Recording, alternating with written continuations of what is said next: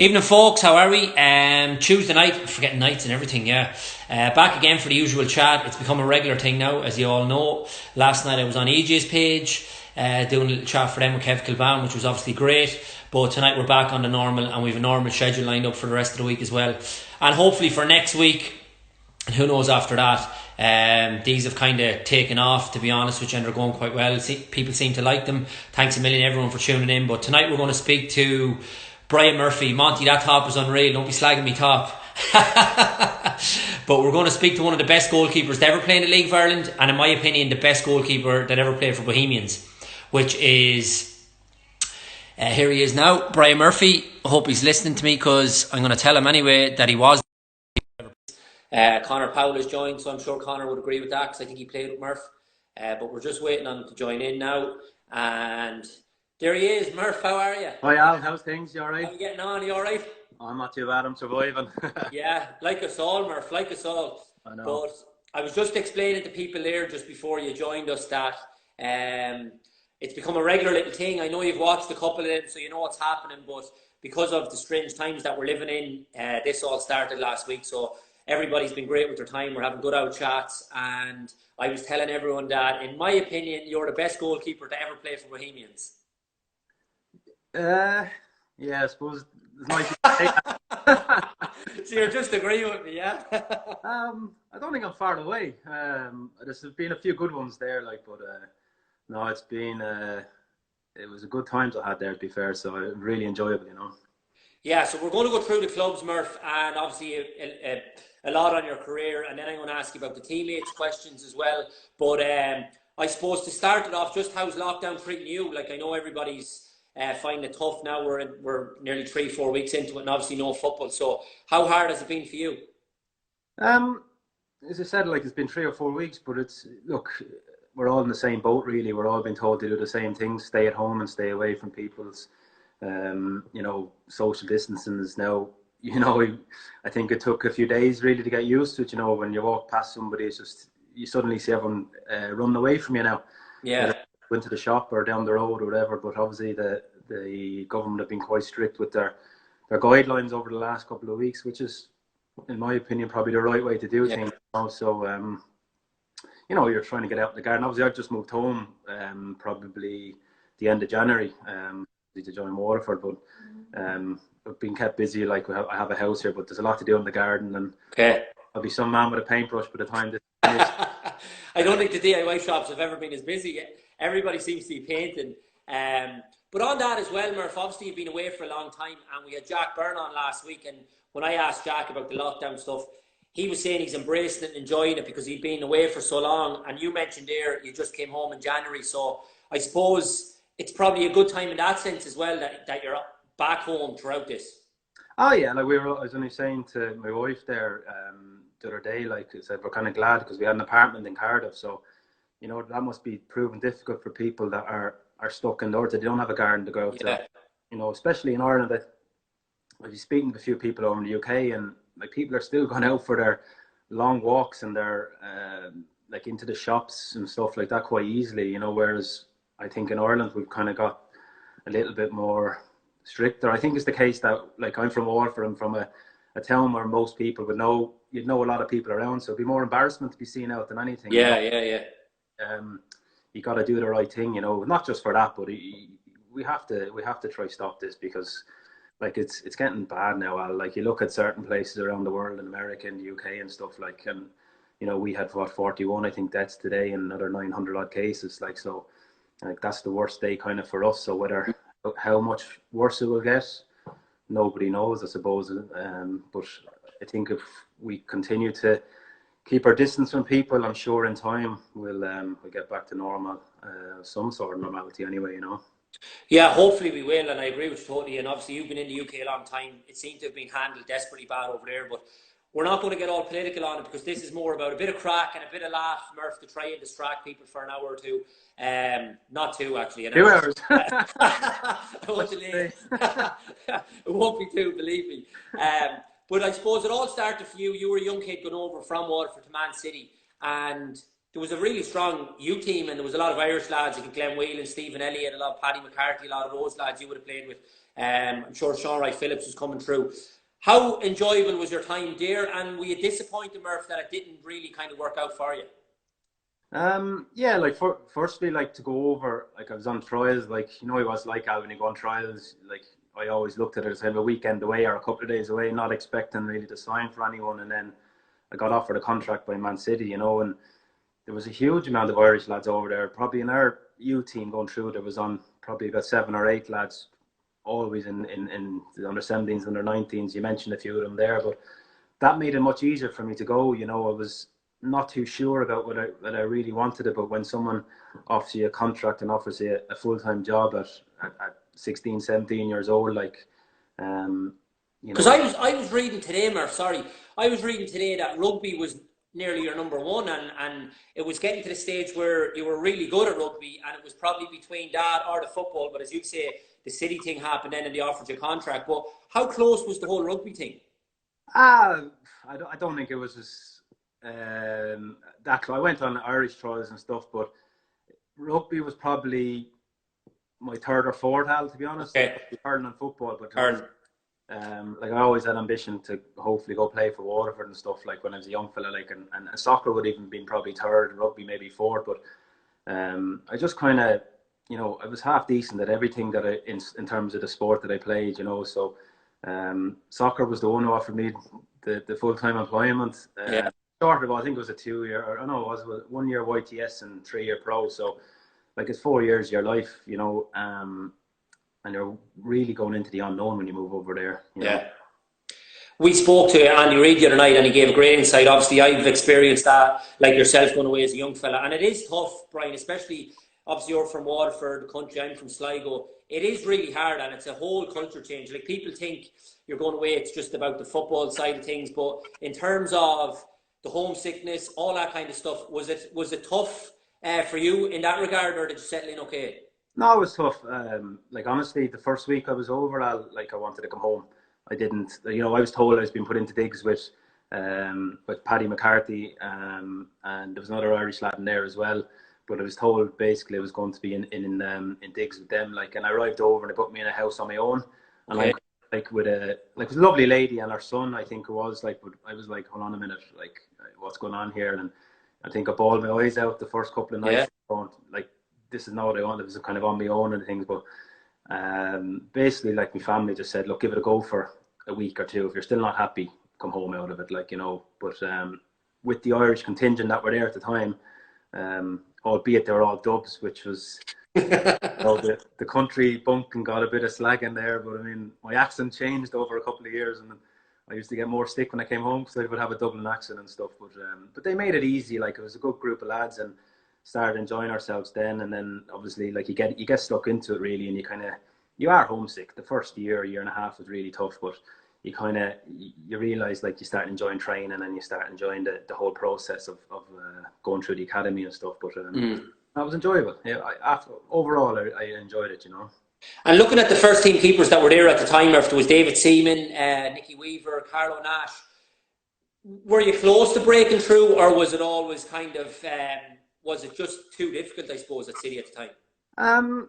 I was still learning my trade. Like, Joe Royal, before he got the sack, put me on the bench. I had a really good year with the under 17s, under 19s, I think. And they got relegated that season, and they put me on the bench for the last game. Like, I had to go out and buy a new suit and everything for it. Like, Chelsea and Main Road, when Main Road was the stadium, like, and it was such an experience. Like, you know, I was just walking in, and the suit must have, I don't know what the suit cost me, but it wasn't enough, like, you know, but too big for me as well. But I remember just like hoping that I didn't have to come on, you know. Okay. I was 17, 18 years old, like, and but that was my first taste of actually I was training with the first team on the odd occasion, but that was my first taste of it there. But the next year then, Kevin Keegan came in, and you know, it was Carlo Nash and Nicky Weaver were the keepers there. And basically, I think Weave's done his knee, and he was ended up out for about 4 or 5 months, I think. And I was next in line. I was on the bench for 20 odd games in that season, you know, and you know, probably the win bonuses were bigger than my wages at the time. And I always remember Arthur Cox, who was Kevin Keegan's number 2. Every time we won a game, he used to come up to me and go like, "Put that away now for a rainy day. Put that away." And I was like, "Yeah, no bother." Like, it was just surreal. Like, you know, again, like I think I was 19, 20, and I was on the bench at that age, so I was really getting a taste. What was Keegan like as a character, as a manager, and was he good to you, Murph? He was brilliant. I would say, like, he Because showed. everybody remembers him for the meltdown, and like obviously he was an unbelievable player. On Sky at the moment, they're showing all the reruns of the previous leagues and the old matches. But that meltdown, like, and it's just that he's become synonymous for that, really. Yeah, like it was funny to watch at the time for everyone, I suppose, and it was unfortunate for him. But you know, he's the type of manager, I suppose, that you know never could quite get the top teams to that level. You know, when he managed England as well, like for whatever reason, he just never kicked on as a top manager. Like, you know, but for me as a young lad coming through, and I think a lot of the lads would probably say the same. Like, he was brilliant with the young lads. He would show you time. Like, they used to have a gym there and a big head tennis thing. Head tennis net, and we used to play 2v2s, 3v3s, and he always used to play, and he'd play against the young lads and stuff like that, and he'd talk you like how to improve your touch and what you need to do and stuff like. And I've had some senior managers since, and they would never give you the same time, like. Yeah. But for that, like, he was brilliant. Like, you know, whatever his record is as a manager, like, but you know, it was probably a mixed bag really overall. But I mean, I just thought he was just a gentleman from the moment I met him. And he was put me on the bench for the games while Weaves was out injured and stuff like. But that was a hell of an experience as well. Like, yeah. Funny enough, anyone that I've ever heard speak about him says that about Keegan, that he was a really good fella. It's good to hear that as well, that he had time for the young boys, because that is a major problem over there. Some of them don't bother their arse with the kids, which can be tough. But you moved on then. Brian Flynn signed you for Swansea, Murph. That was your first taste, I suppose, of first team football. And how was that experience? Yeah, like that came under kind of strange circumstances. Like, I was offered a new contract by Keegan at City, like, and I had an agent at the time, and I get a lot of calls, not a lot of calls, the odd call from parents now, and you get a couple of younger lads come to speak to you about agents, like, what would I do? Should I sign with this agent?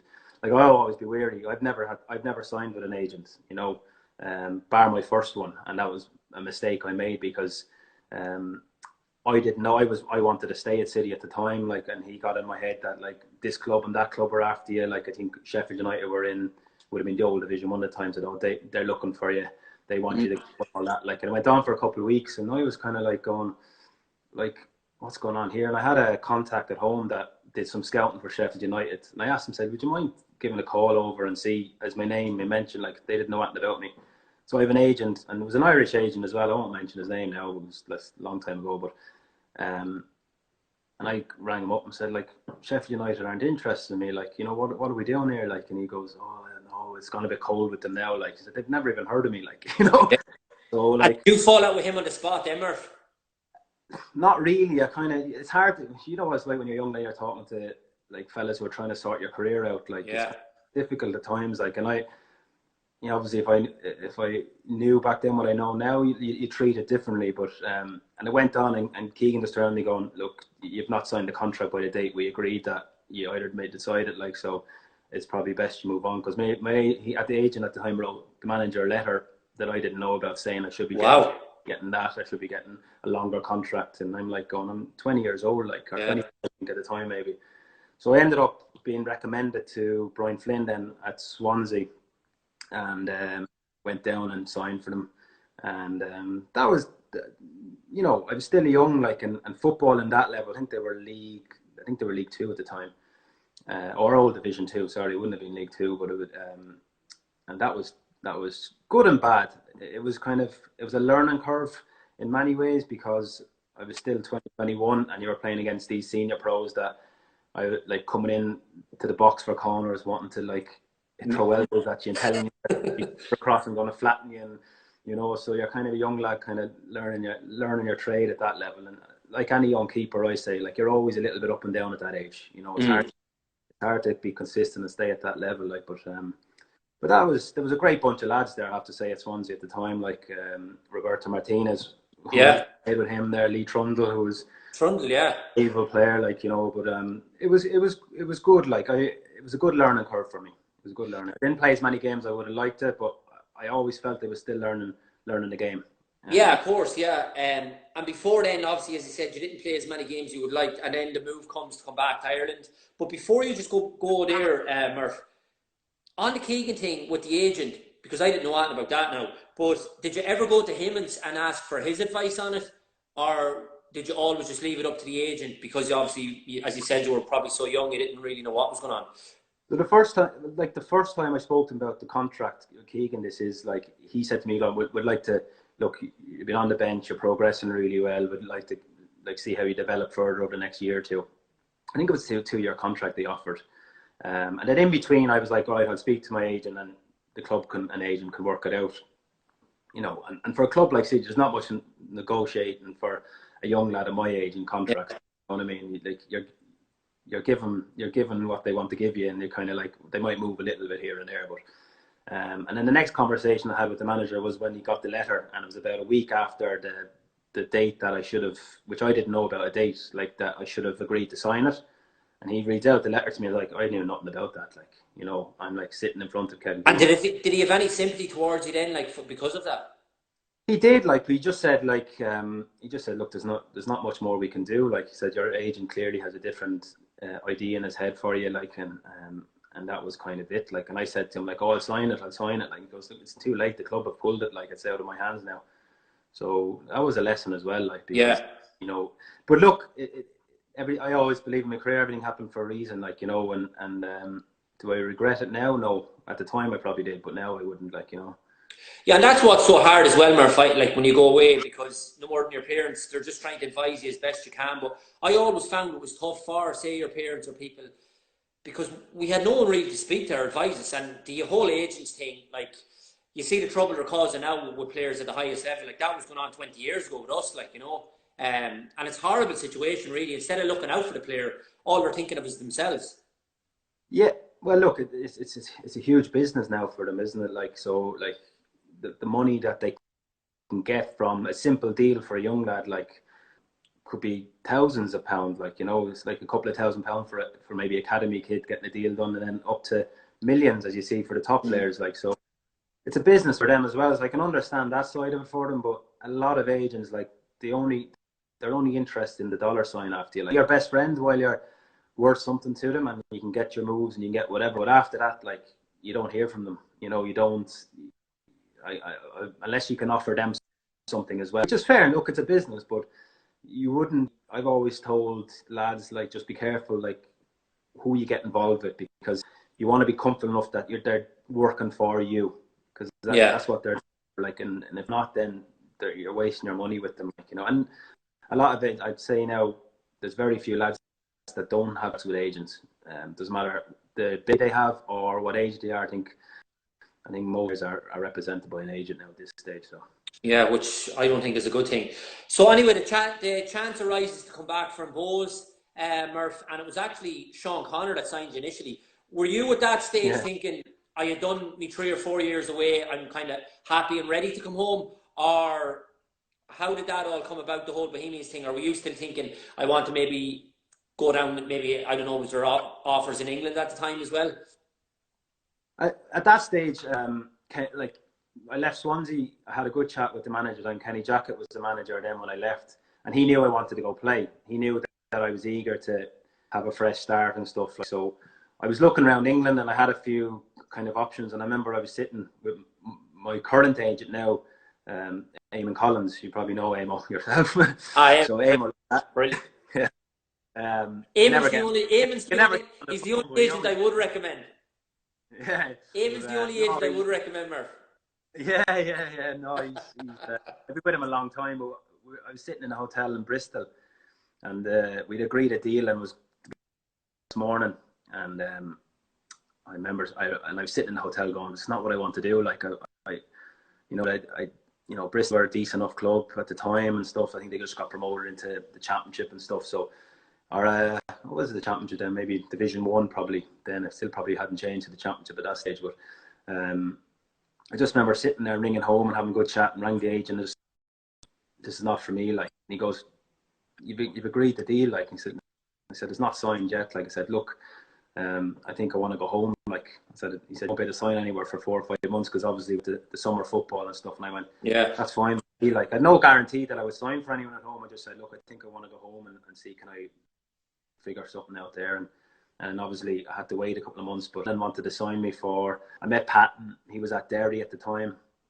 And I just said to him, look, if I'm coming home, like Derry's just a bit too far for me. Like, you know, if I'm coming home for a reason, I can get up and down to Waterford handy enough to see friends and family or whatever. So, and then obviously a couple of weeks later, Bose wanted to sign me and stuff, so I ended up signing up for Bose, yeah. So he's a bit of a character, right, Sean Connors? And I suppose the first few months, you did okay, I suppose, but things changed once Pat took over Bohemians, and obviously it was a hugely successful period, not only for Bose, but for yourself as well. So was that, I suppose, me looking at it, Murph, and I would have played against you at the time and seen you, that was almost like the beginning of your career down at Bose because things were going so well for you. Oh yeah, I'd say so. Look, it's no coincidence that, like, when I got home, like, I think you have to be comfortable in your environment that you're in to, no matter what walk of life you're in. If you're comfortable in your environment, suddenly everything starts clicking into place. Like, whatever job you do, if you're happy doing it, I think that's the main thing. For a long time in England, for 2 or 3 years, I wasn't overly happy. Like, I was a bit homesick, and I was a bit like, and as well, probably at that stage of my career, the money was in England wasn't enough to keep me over there. You know, I was thinking, go same at home, and I can do this and do that, you know. And but when Pat, obviously Sean Connor signed me, but like, I loved my time at Bose, and that was the start, as you said. That was kickstarting my career, and you know, I'd always be very thankful to my early days in the League of Ireland, like, because of that, because I started playing, like, I just hit the ground running. It was just funny, like, I was just looking back and I thought, look, when I originally signed for Waterford a couple of weeks back, and I was laughing, going, "Geez, it's been 10 years since I've been away, like, it's gone so quick." But I went back over because of that, like, you know, and you know, it was just a really enjoyable time, and obviously I was playing quite well, and I was in a good team as well, you know. Yeah, they were so successful. I think you got Keeper of the Year 3 years on the trot.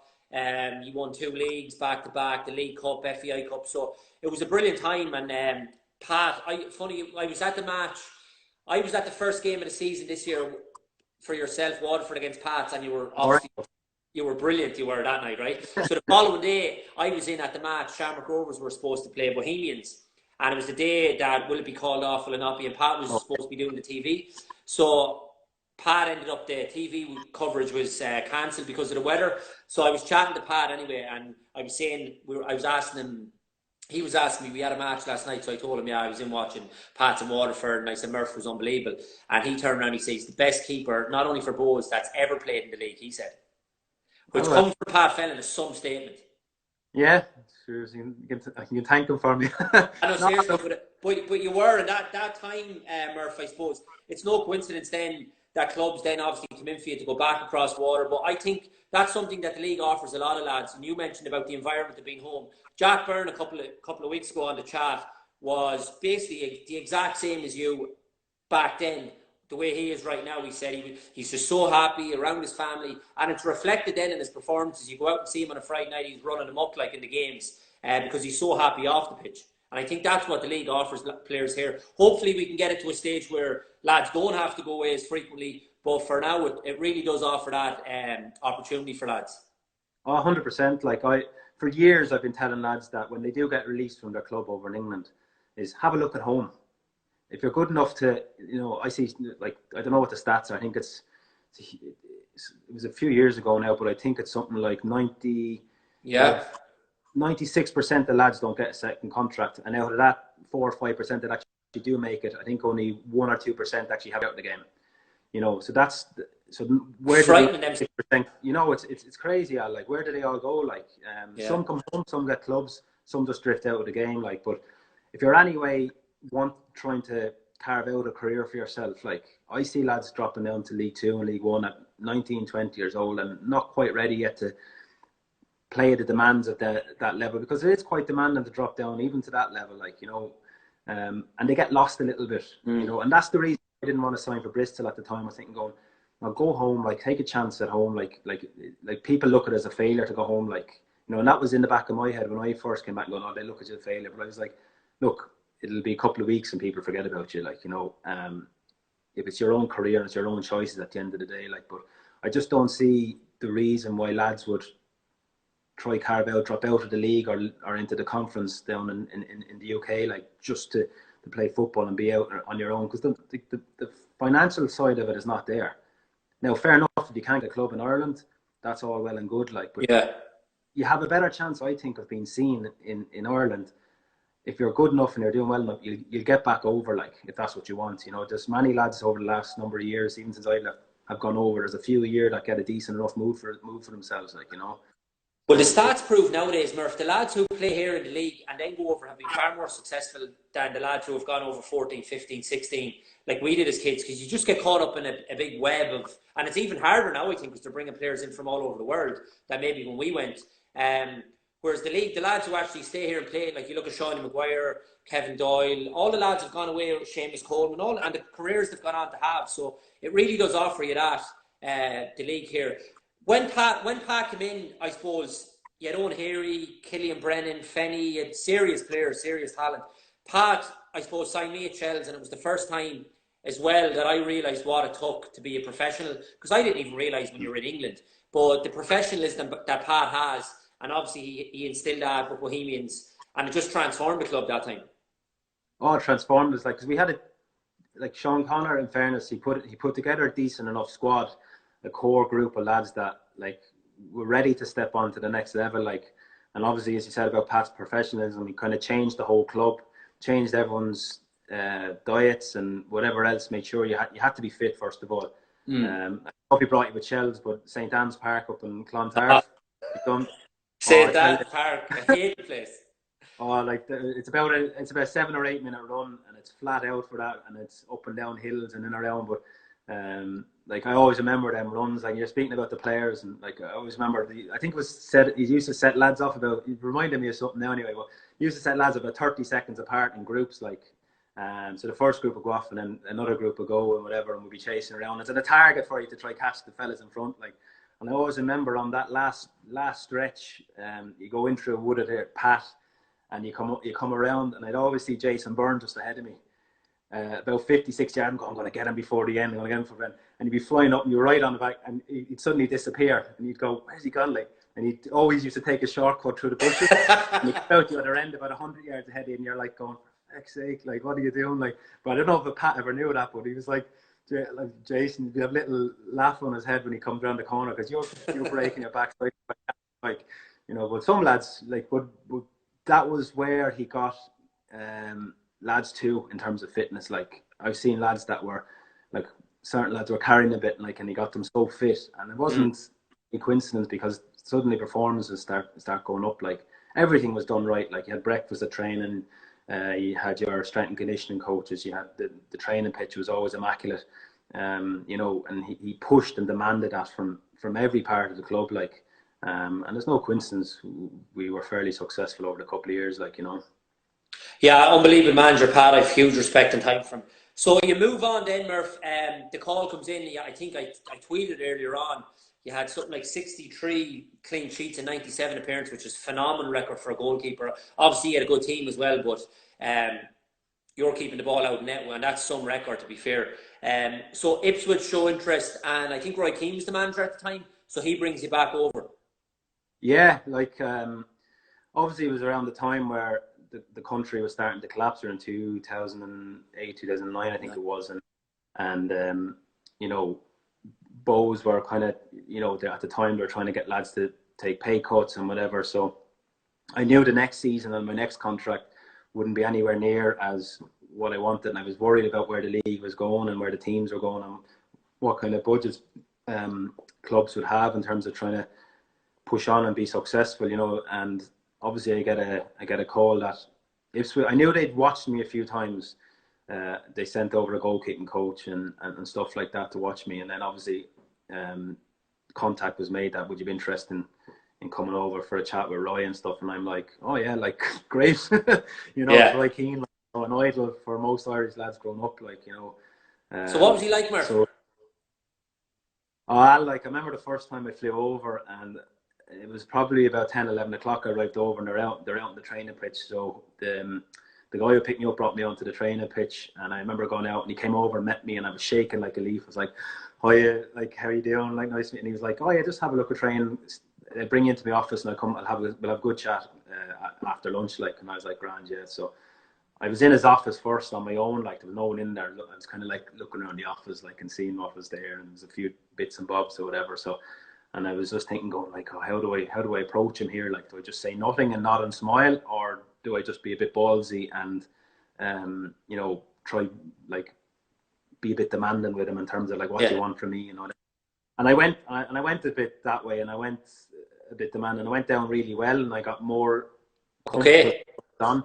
But he was brilliant from the moment, like so comfortable, like not what I thought, like from the first meeting. Like I thought he'd be like straight and, straight to the point and off you go, like, but he was very welcoming. He was telling me like, look, I'm looking for a goalkeeper. Like, you come over, you'll play. I'll get, like, you have to train right, turn up on time, and treat everyone with respect. They're the three things you ever only ask for players. Like, and if you missed one of them on any one day, he would nail you for it. Like, he would always, respect and timekeeping was always the two that he always wanted. No matter who you were, you respect everyone in the building. Like, go on, Al, sorry. He was because everybody there's the two sides. He was my hero. I said this. We had Kevin Kilban on here last night, and he's raving about him as the player and playing alongside him. You see him. I think he plays up to the whole character when he's on the telly, the punditry stuff and all. Then you meet other fella, say he's the nicest fella you'll ever meet. He's sound and all. But you must have seen the other side when he did flip. Yeah, it wasn't so much a flip. It was more like, say, like, if you crossed him, you crossed him. If he liked you, if you trained properly, you never really had a problem with you. No matter what you did on the pitch, you'd always have a go to, like any manager would. Like, but it was more of a case that, like, if we lost the game, like, you can guarantee you're in the dressing room for 45 minutes after the game, like, sitting there in your kit and whatever, like, and Roy's talking away. Rarely he would raise his voice at you.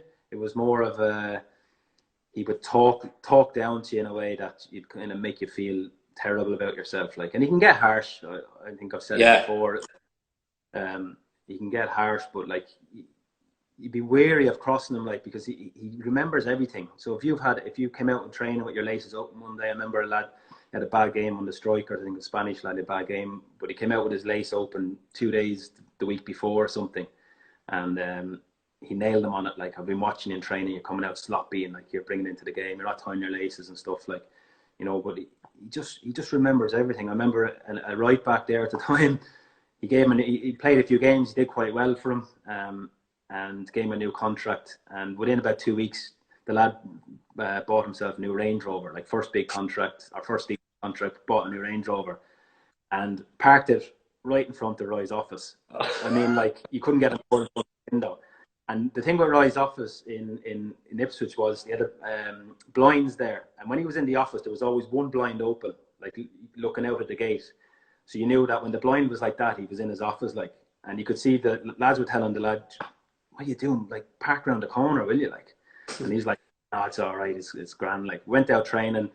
He comes out a few minutes late. He was always kind of first in the training pitch. This day he wasn't. He came out and called everyone in, called their reserves in, and basically nailed them in front of everyone. Like, and like said, "You're training with the reserves now for the next couple of weeks." Didn't let him back in the first team for about a month because he just thought, "I've given you a new contract and you're rubbing it in my face," like, So it's kind of like why would you do that? Like, yeah, but I didn't cross him too many. Like, he'd bollock you a few times, but I never really crossed. There was once where I was sweating a little bit about it. We went away to Holland for pre-season tour. We played PSV the last game of the pre-season trip, and he said, "Right, lads, look, last day, look, you have a few days off after, but go out and have a night out, enjoy yourselves, look after one another. The only thing, don't be late for the bus the next morning." We were leaving at like 8 o'clock the next morning or something. So out we went, good night, whatever. The next morning, I get a knock on my door. Like, I wake up in a bit of a daze. Obviously, I'm a little bit hungover, whatever. And I go to the door, and it's one of the other lads that's there, and goes, "Murph, like, everyone's on the bus." I'm like, "Yeah, good one." Like, nobody said, "No, seriously, everyone's on the bus." So I'm like, "What time is it?" Like, I said, "It's 8:15." I'm like, "Oh my God." So I ran back into the room, threw on my clothes, grabbed my bag, like, and then the bus was parked about 100 yards away from, like, say, from the hotel door. I'm walking, I just see all the faces looking at me, like, and I'm a little bit hungover, like, and I'm thinking, going, I'm walking down towards bus. I'm like going, oh my god, like, how's this happened? Like, because what I didn't do was, when I came back from there, I didn't plug my phone in, so my phone went dead. Obviously, I had the alarm set for 7 o'clock. No alarm went off, obviously. So get on the bus anyway. Roy sitting in the front seat, and I went, morning, walk past him, and all I see is the goalkeeping coach sitting about 2 seats behind him going, say sorry. And I'm just like, I just walked down to the back of the bus, and I was like going, oh, I can't go near him now. Like, got to the airport, avoided him at all costs. Got on the plane, thankfully was nowhere near him, landed back in. Stansted Airport, we landed back in. But I remember walking to the bus at Stansted, and Roy was at the front door, and I was like going, oh my God, now I'm going to have to say something to him now. So I just went up, Gaffer, like, apologies about that. Like, my alarm didn't go off, my phone was dead. Like, and he goes, don't worry, Murph. We all have days like that. It's grand. I've been there, done it. On you go. I'm like going, this is too easy. Like, this is too easy. But no, at the time, one of the other lads was late as well, but got on just before me. Like, so obviously I apologised for being late and said, look, sorry, like, so he pulled me in the office a couple of days later and I'm back in and goes, look, I could write you a letter, I have to fine you, have to stick to the rules, like, but bring in a few quid for the canteen lady so they can get their sugar and milk and papers for the canteen and stuff, and or if you're not happy with that, I'll send you a letter and we'll find you 2 weeks' wages. So I was like, no bother, I'll give the money to the ladies during the week, like, no problem, thanks. Right, left it at that. But the other lad, because he didn't say sorry to him that day, he sent him a letter and fined him 2 weeks' wages. Okay, so he's big on that side. He didn't even, yeah, so like, that was it. Like, so discipline, because I was normally professionalism, anything like that, he's big on. Yeah, because I was a little bit, like, I always made sure I trained properly and always turned up on time. It kind of stood to me a little bit with him that he kind of, like, well, yeah. I think especially with the night out one, he, like, look, Roy's no angel, I'm sure, like, we've all been there with a few drinks in us or whatever, but I mean, I think that was it. Like, and I kind of got off to a good note with him, like, at the start anyway, like, so it was kind of like, look, different lads didn't like him. A lot of lads really hated him there. Like, I have a lot of time for the man. I generally do. Like, I have a lot of time for him in terms of the advice he was giving me. And he didn't always play me. I had a really good start to the season for him. I joined in January. So to the end of the season, I played a lot of games and we did quite well. Next season, I was kind of in and out a bit, and then I broke my ankle. And I remember breaking my ankle, I think it was 2010. It was the time we had all the snow. So the pitch was a bit icy and they cleared the pitch of snow, and I caught cross, came down, landed, snapped my ankle in half. And one of the last times I saw Roy was he was carrying me off the pitch with a couple of other lads on the stretcher. And I remember him looking down at me, like, and I was like going, don't show pain. But I was in bits, like, but Roy was just staring straight down at me. And I was like, he was just looking, going, you be grand, Murphy, be grand. And he lost his job a couple of weeks later. So I was kind of a bit sad on that, because I felt comfortable working for him, like, which is always, I suppose, some lads were happy he was gone, but I'm sure there was a few lads that were a bit disappointed as well, like. It's brilliant to hear you speak so well of him, because as I say, he's a hero. Mick McLean is texting there. Mick, everybody loves Keane, to be fair, and some players. But was that part of the reason then you moved on, or once he lost his job, and I think it was QPR coming after that, was there any chance of you staying on at Ipswich, or did you want to get out there? No, like, obviously, like, I broke my ankle in December, and I was out for about 8 months with it. So Paul Jewell came in as manager then, and obviously I hadn't kicked the ball. I was doing my rehab. It was a tough time for me, that period of time, because I've never been out for that long. I didn't not that I didn't do my rehab correctly, because I did, but just stand the whole process in terms